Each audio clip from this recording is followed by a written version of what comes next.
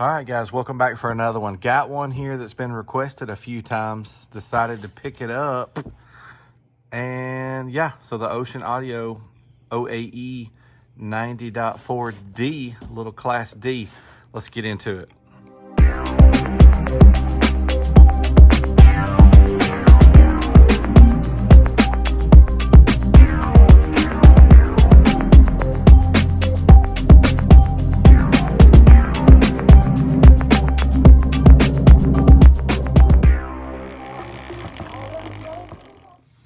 All right, let's get this thing open. You know, I can't help but think about the little CT sounds that I did recently. What was that, a 80.4 AB? That little amp was underwhelming and a little pricey. Speaking of price, let's go ahead and get into it. This thing is cheap. That's why if this thing performs well, I'm going to be pretty excited, because let me tell you the price on this thing. I bought it on Amazon for $63.99 and shipped to my door was $69.11. That CT Sounds, for example, was $139.99 and to my door $151.19. So well over double the price for that CT Sounds, kind of knocking on the door of triple the price. I don't know. Let's we'll find out soon enough. All right, so since we're looking at the back, what do we have? There's English on the left and then the specs all the way on the right. So up there at the top, max power. Oh Lord. Okay, so we do see RMS as well. So max at 4 ohms, max at 2, RMS at 4, RMS at 2. And then let's go over there and look. 4.2, 4.2, max and RMS. So 120, 180, 60, and 90. Okay, so we're gonna run this bridged, but maybe we will see those RMS numbers at least. That would be nice, honestly. For some door speakers, that's enough power in most applications. Guys, some of y'all are out there going nuts on your doors, and I don't blame you. I like that. I like that kind of stuff. But, you know, this one might not be for y'all. But, all right, so we will check all that out. Let's see what we got here. Okay, got a high level, 2 of them, of course. Some screws. It's little, which I like for a little Class D 4-channel amp. Guys, it's real little. This thing is surprisingly little. It's a little bit smaller in person than it probably looks on camera. Let's get it out. Decent looking amp. These Welsh Audio amps have always been kind of cool to me, to be honest. All right. Yeah, I think that looks good. That brushed aluminum looks awesome. I love the little blue dot there. 4x90 watts RMS Class D. I love that. I love that right on the amp they didn't put those max ratings. I hate that. Even when an amp has RMS ratings in the manual or on the box, that we can appreciate that they did give us some RMS ratings at least, but then they put the big number on the amp. So anyhow, all right, let's check this out. All right, so it's a 4-channel, so we're gonna have some extra controls and dials and everything. Channels 1 and 2 on the top, 3 and 4 on the bottom. Low pass / high pass, 50 to 500, same on the 3 and 4, 50 to 500. There's your selector switch if you want to use the high pass, low pass, or full. And then the gain, min-max. So those are all the same. Occasionally you'll see a 4-channel amp where channels 1 and 2, the settings will be slightly different than 3 or 4. That is only an extreme situations. You won't see that very often, but every once in a blue moon. All right, and then those two high levels over there. High input, auto on.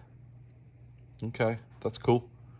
So I'm assuming that means when you're using the high level inputs, it has the auto on feature for your remote wire, meaning you don't have to run a remote wire to turn it on. A lot of amps are starting to do that, especially with the high level inputs. They don't normally do it with the low levels. All right, so we do have the fork terminals. I give you 3 big ones over there for the ground, remote, and power. Look at that little fuse. How big is that fuse? What does that say right there? 35. Wow, okay. 35, okay. Yeah, we'll see. That could be sufficient. And then your channels 1, 2, 3, and 4 right there. Negative, positive, negative, positive, negative, positive. And then it shows you how to bridge. So we'll say left negative, right positive. So it should be the outer up here and the outer up here. That's how we're going to test it. I will hook up both AMM1s and test it bridged all at the same time. Nothing fancy about the back, but yeah, what a cool little amp. The weight on it is sufficient. Just a nice, clean, small little amp. If this thing performs well, because, you know, occasionally an amp might be a good deal, but it looks like crap. It looks cheesy. It's got crappy stuff wrote on it or whatever. It might perform good. It might perform bad. Who knows? I will say this. This already has 2 positives going for it. It's cheap and it looks good. So if it's cheap, looks good, and performs well, this will be a winner in my book. But honestly, guys, I have no idea how it's going to do. Let's get it hooked up. All right, I've got it partially hooked up. Let's turn it on for the first time. 3, 2, 1. Okay, pretty simple. Just a green power light. There is a red. It's not wanting to focus, but there is a red protect light there as well. Hopefully we never see that. All right, let me finish hooking it up.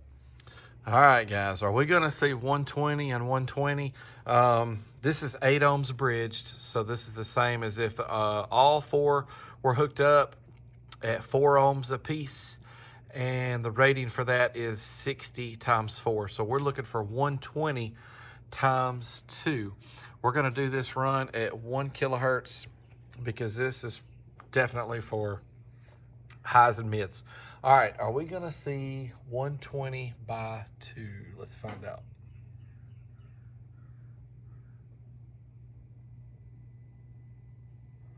Oh, man, 109 and 110. The voltage did not drop. The current draw was 26.4. Dang, just under, and we was giving it some good voltage. Let's face it. I'd like to have seen 120 and 120 right there, but let's see if it'll do it dynamic. Here we go, dynamic. Is it gonna do 120 a piece? Oh yeah. 134 and 135, 138. Okay. All right. Well, at least it did it dynamic. I'd like to have seen it do that uncertified, but it is what it is. Maybe this amp is set up to really shine on this next test. All right, so let's get this wired up at 4 ohms bridged. All right, so 90 by 4 or 180 by 2 is what we're looking for here. We're wired at 4 ohms bridged. All right, again, 14.8 and capturing the current.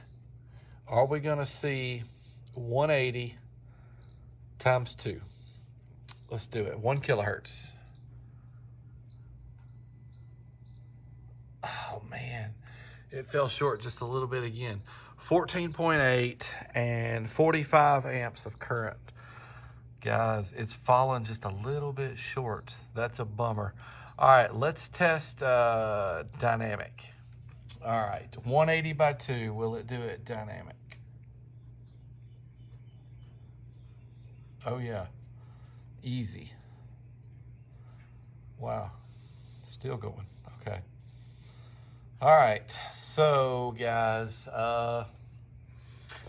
we're gonna do a 40 hertz run here in a minute, but gosh, it missed its ratings by a little bit. They should have changed these ratings up some. I'm gonna need to go back to and watch the video. I may do that here in a second so I can talk about it and see what that CT Sounds did.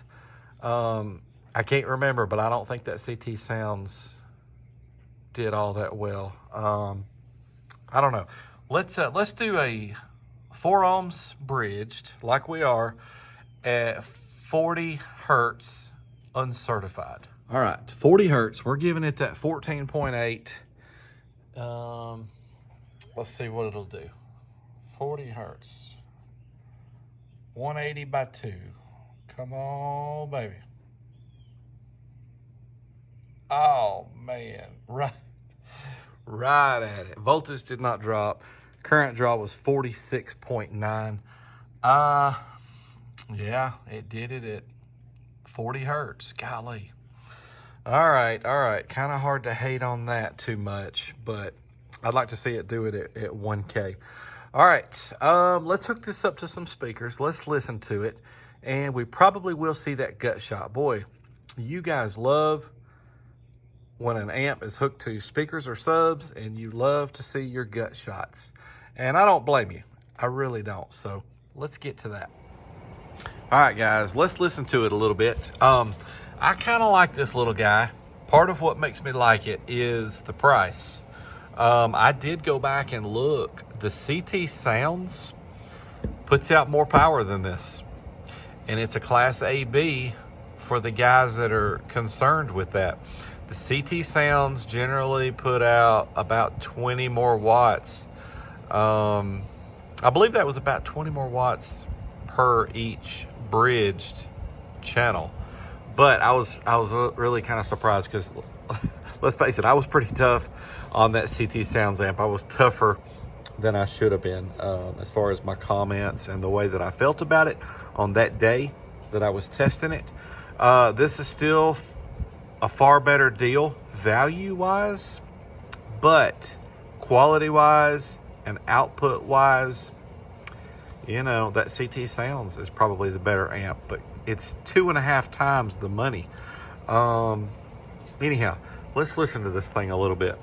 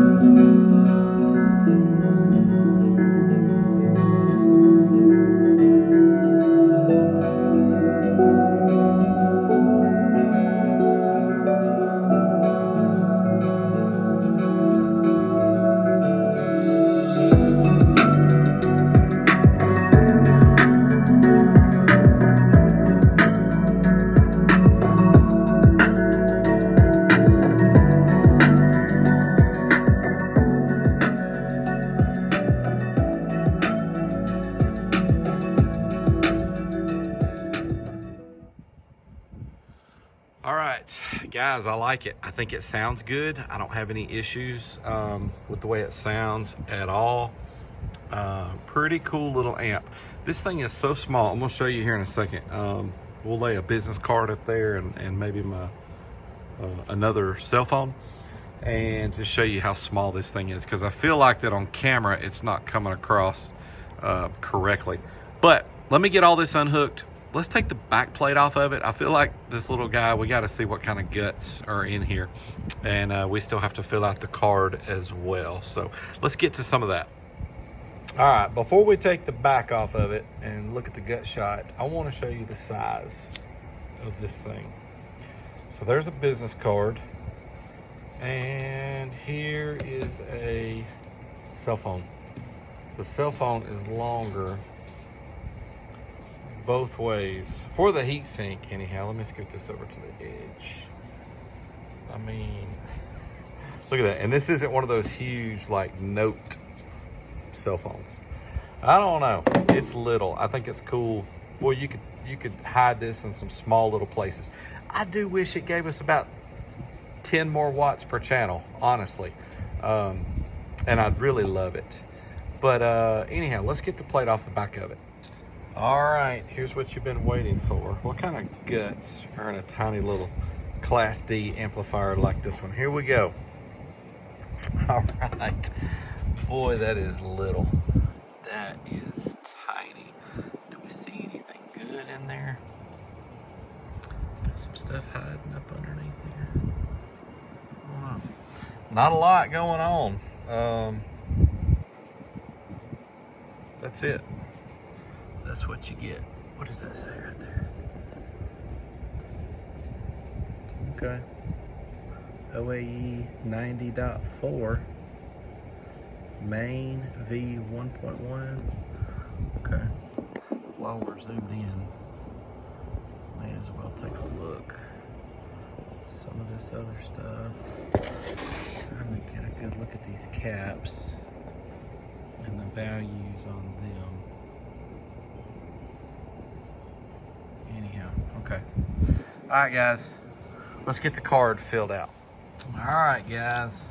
Let's get the card filled out. I think the run that I feel most confident about putting down on the card, let's do it this way.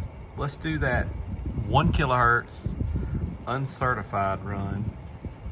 Let's do, we had 166 and 167.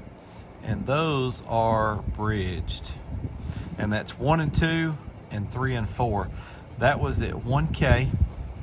And that was at 4 ohms. Let's see, uncertified. Okay. All right, guys, if anybody is interested in buying this amp, it might still be for sale. I don't know. I shoot these videos a week before they come out on YouTube. So I usually put them on Marketplace the same weekend that I shoot the videos. So by the time you guys see it, the amp's already been for sale for a week. And sometimes I still have them, sometimes I don't. But if you ever see one that you're interested in purchasing, hit me up in the comments or send me an email and just ask. I may still have it. Sometimes they sell the same day. I put them on Marketplace, and sometimes I'll have them for 3 or 4 weeks. It's just so hard to say. But I'll put a description, a couple of links in the description to some of my stuff that's on eBay, and so feel free to check that out. But guys, I have an incredible audience. You guys are amazing, and y'all keep coming back week after week. I love interacting with y'all. So stay tuned to the channel. We got some cool stuff coming up. Thank you for all the support, and we will see you next time.